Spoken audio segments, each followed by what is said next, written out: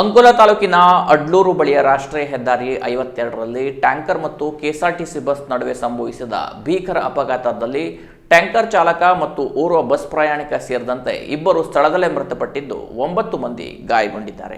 ಮಕ್ಕಿಗದ್ದೆಯಿಂದ ಅಂಕೋಲಾ ಕಡೆ ಬರುತ್ತಿದ್ದ KSRTC bus ಮತ್ತು ಅಂಕೋಲಾ ಕಡೆಯಿಂದ ಯಲ್ಲಾಪುರ ಕಡೆ ಸಾಗುತ್ತಿದ್ದ ಟ್ಯಾಂಕರ್ ನಡುವೆ ಅಡ್ಲೂರಿನ ತರಂಗ ಹೋಟೆಲ್ ಎದುರು ಭೀಕರ ಅಪಘಾತ ಸಂಭವಿಸಿದೆ.